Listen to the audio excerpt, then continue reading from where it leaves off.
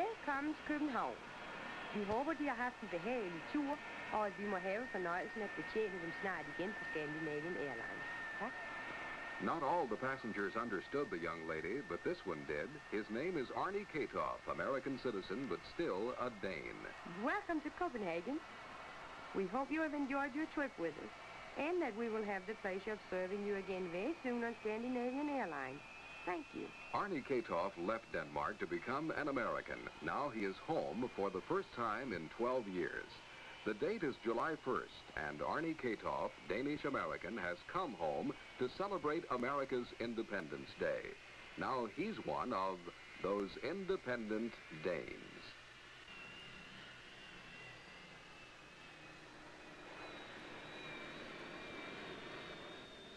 For the record, Arne Kattov is a television artist in Oklahoma City. In 12 years as an American, he has worked hard, done well. But his old friends, the scenes of childhood, are here, and he never expected to see them again. I guess it's corny to say, even the air smells different in Denmark. But it's true. I noticed it the minute I stepped off the plane. There's a reason, of course. Denmark is very close to the sea. My first big surprise was the airport. Everything was different. I should have expected a lot of changes. After all, 12 years is a long time. Denmark has always been a tourist country to Europeans, but we didn't have many visitors from America when I left. The jets have changed all that. There are thousands of Americans now, and I was just like all the rest, anxious to get to downtown Copenhagen.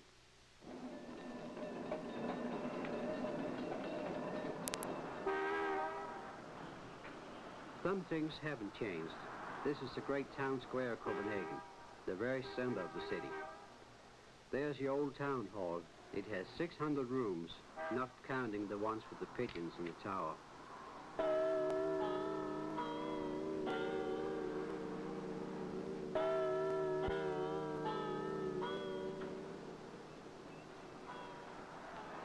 The Danes still have their love for flowers. Summer is beautiful in Denmark, but so short. Everyone tries extra hard to enjoy it.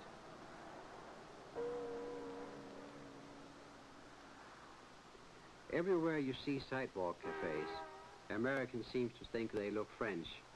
Copenhagen is called the Paris of the North, but Danes say Paris is the Copenhagen of the South. One thing I know, Danes and Americans are very much alike.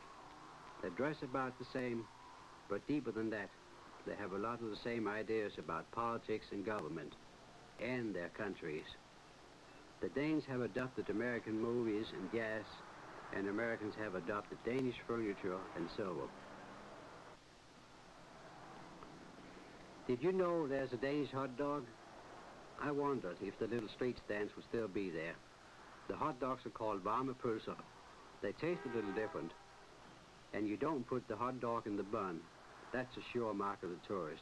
You eat them separately, but the mustard's so hot you think you're in Mexico.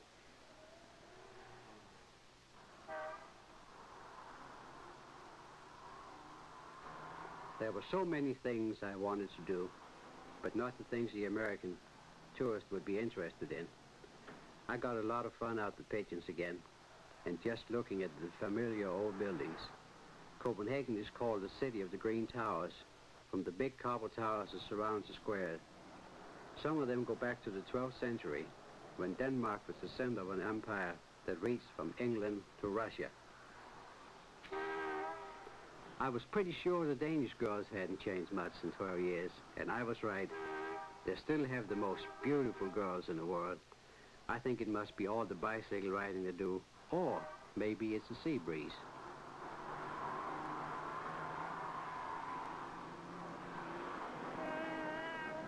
Copenhagen is one of the world's greatest harbors, and Denmark is really a seafaring nation. This is the old city fish market, with statues of the fishwives who used to line the canal. There were lots of them there when I was a boy, but I found only a few this time. I think they stayed just so the tourists would be able to watch them skin the eels. Smoked eel is a real Danish delicacy, you know, and seafood is just about the #1 item on the menu. Standing around the fish market, I heard English, French, German, Italian, in something I couldn't quite identify, but mostly I heard English, American English. I was glad because to be an American in Denmark near the 4th of July is a special treat. I would like to have stayed in Copenhagen, but I wanted to be at the Rebild Festival on the 4th. And on my way to northern Denmark, I hope to find some old friends.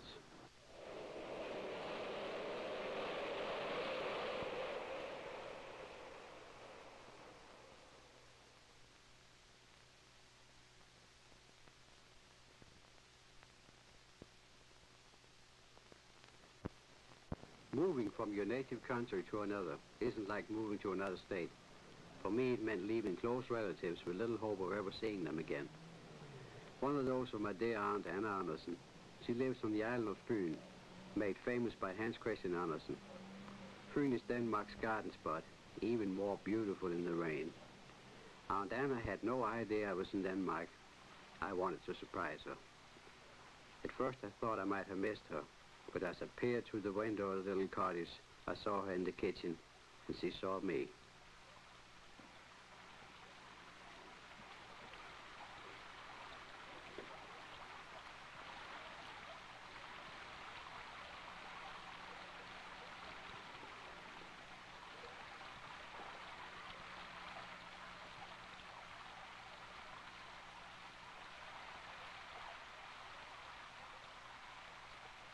There was so much to talk about after all these years. I had brought her pictures of the children and my home in Oklahoma City, the place where I worked, even pictures in my car. And so we spent the quiet afternoon hours renewing the memories of so many years before. But the visit was all too short. Aunt Anna will never see America, but like thousands of other Danes, she feels so close to our new world because of the Danes who have become Americans. When we left for the United States, we thought we would never see Aunt Anna again, but that was 12 years ago. She's much older now. This time I was sure it would be our final farewell.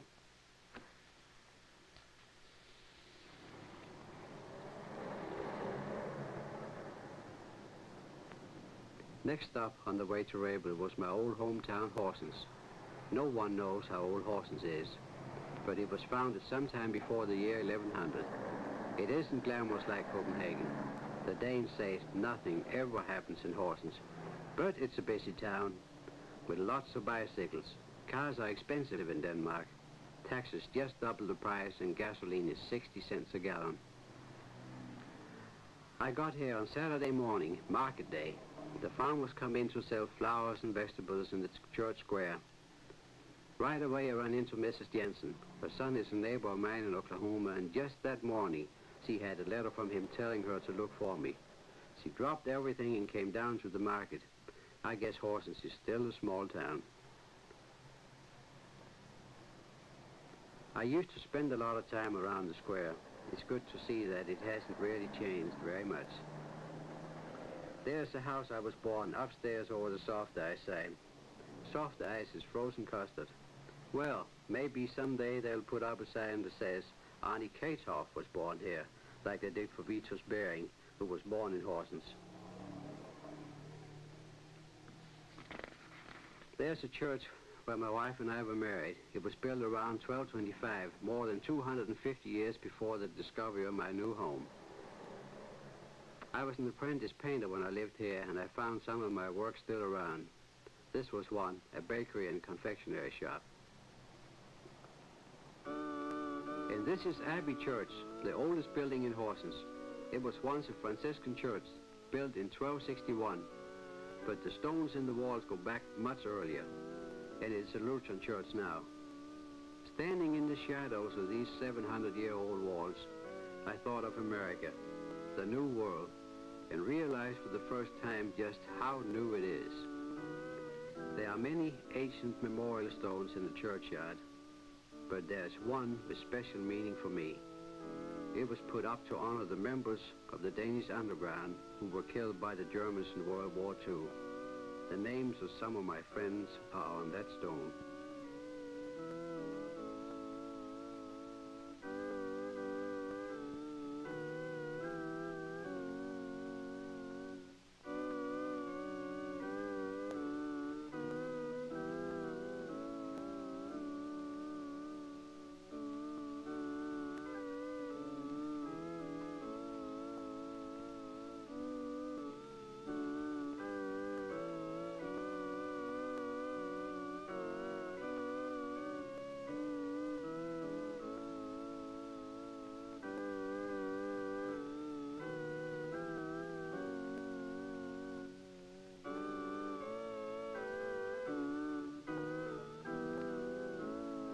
There's one nice thing about Horsens. You can walk down to the church square and buy a fresh bouquet any Saturday morning. The Danes are a strong, independent people. Denmark is a small country. It has no natural resources, no minerals, and the Danes say that it was never meant to be inhabited in winter. The country exists on the skill of its workers and its wits. And Denmark does very well. It's a major shipping country and builds a lot of heavy machinery and precision tools. Danes are deeply patriotic, and though they live almost on Russia's border, nobody worries about it. There used to be a communist in the parliament, but he lost in the last election, and everybody was sorry to see him go.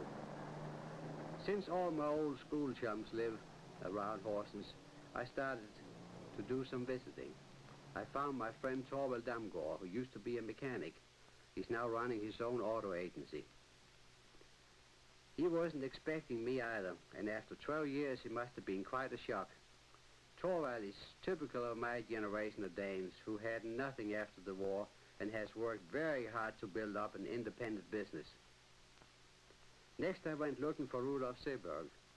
Rudolf was a printer when I was an apprentice sign painter at Horsens, but he left printing and he has done very well.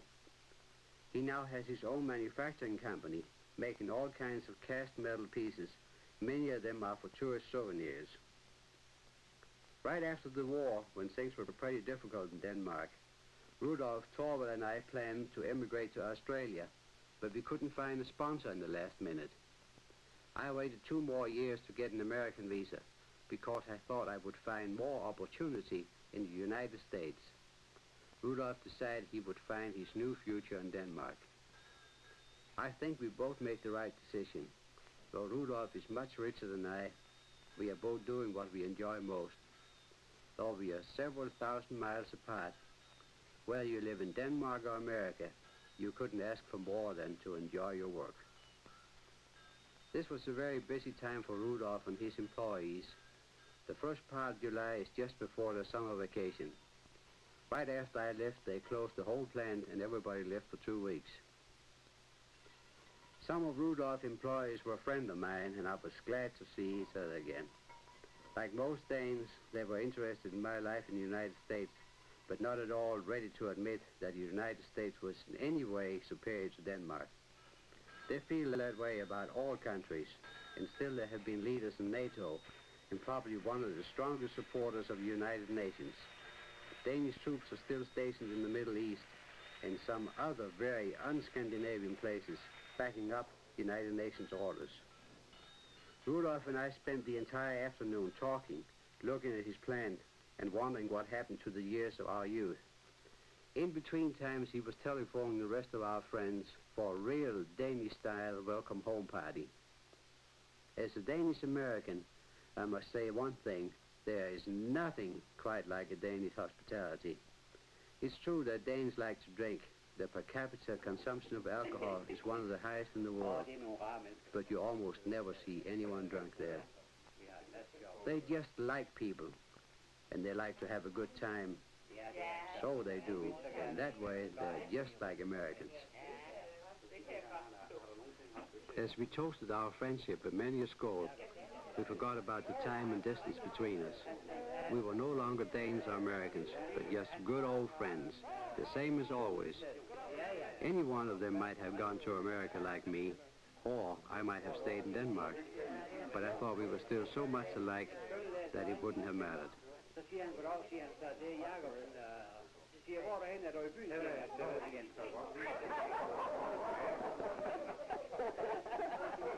I like it. Ja, han ringer op, så siger han, goddag, det er Jacob. Du ligner stadigvæk $1 million. Ja, det gør du. Du skal godt. Tak skal du have. Tak skal du have. Jeg mener, vi kan. Torvald, han ser også rask ud. Ja, det er fint. Nej, det er fordi, jeg kigger til mig. Hey, Torvald. Det gør vi, vi er brødre.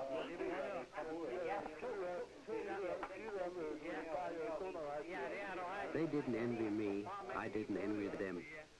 It was a good feeling.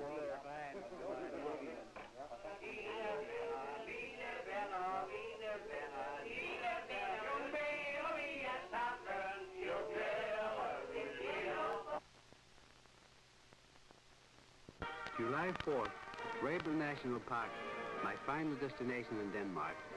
I had never been there when I was a Dane. Now that I was an American, I had a real desire to see it. This park was given to the people of Denmark by Danish Americans in 1912. Since then, for more than 50 years, Danes and Americans have gathered here to celebrate the 4th of July. It must be one of the most unusual festivals anywhere. But the 4th of July is not a Danish holiday. It's an American independence they celebrate. There were more than 20,000 people this time, and everyone paid 2 kroner to get in, about 30 cents. The Rebild Festival is held in a perfect natural amphitheater. The hills surround it are covered with heather, and they make it a beautiful sight in midsummer.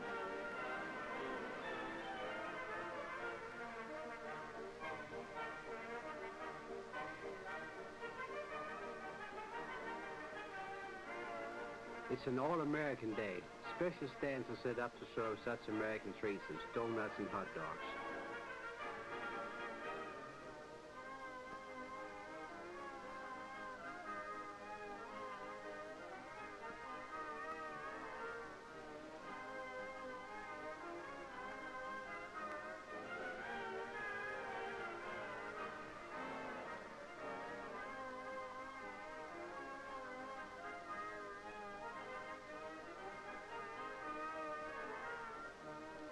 Danes love to camp out, and many in the audience stay overnight in Rebild. For everybody, it's a real festival.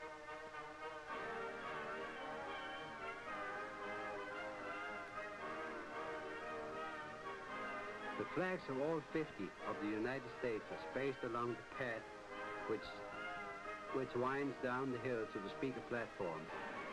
The honored guests are the last to arrive.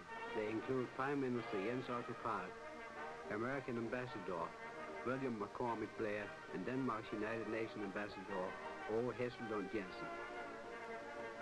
I had been lucky enough to get a seat in the press box, so I climbed in a little self-consciously and made myself comfortable in the warm sunshine, along with most of the rest of the audience. Looking around at the people covering the hillside, I wondered how many Independence Day celebrations in America were so large. Now came the raising of the colors. First the Danish flag, the Dannebrog, the oldest national standard in the world.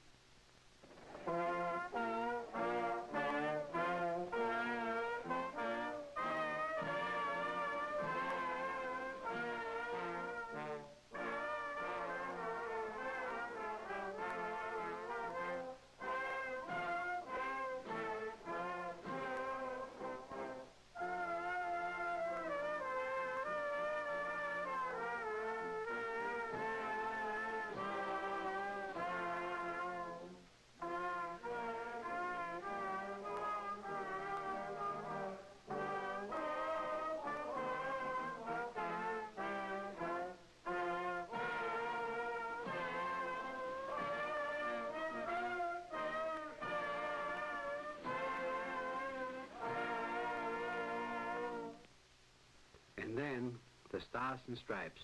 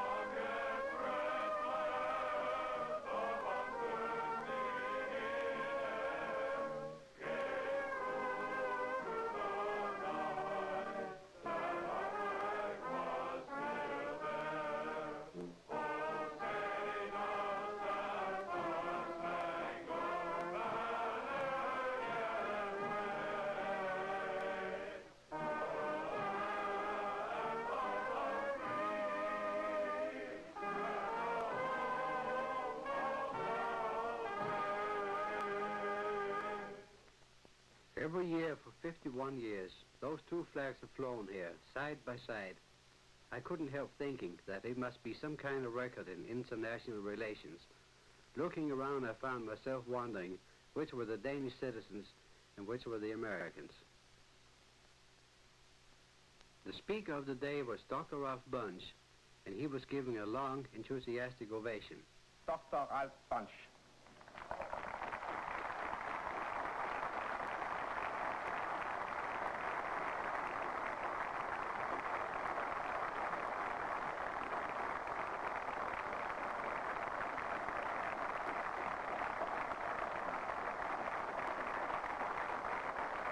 Thank you.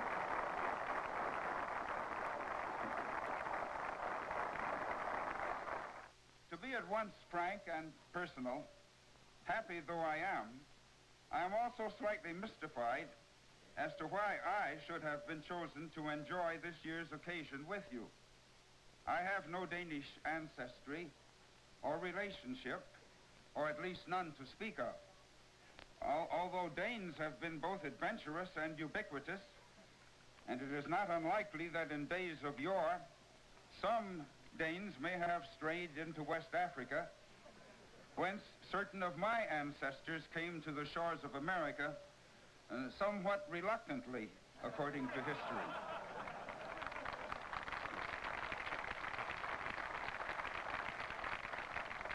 On the other hand, it is the case that in my long United Nations career, I have worked so closely with Scandinavians, including many Danes, that Dag Hammarskjöld used to refer to me as an honorary Scandinavian. From this same rostrum, surveying the heather-covered beauty of this countryside in 1950, Denmark's late Prime Minister Arne Kattov most aptly said, "Let the men who sow in peace harvest in peace." May Rebild ever continue to sow the seeds of friendship, of understanding, and of peace. Tusen tak.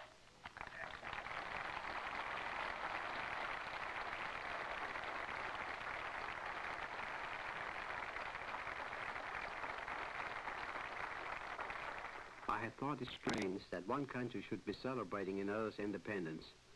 But sitting in the sun at Rebild, I decided that what we were really celebrating was a declaration. And that was something for the whole world. The ideas expressed in that declaration fired more than one revolution after America's. I memorized some of that declaration when I was studying for my citizenship. We hold these truths to be self-evident, that all men are created equal, and that they are endowed by their Creator with certain unalienable rights. This was the reason for celebrating the 4th, whether in America or Denmark or anywhere. This document of freedom was and is unique in all the world. I remembered what Jefferson wrote about his declaration just before he died. May it be to the world what I believe it will be, the signal of arousing men to assume the blessings of self-government. And I thought it must have been the day for which he hoped.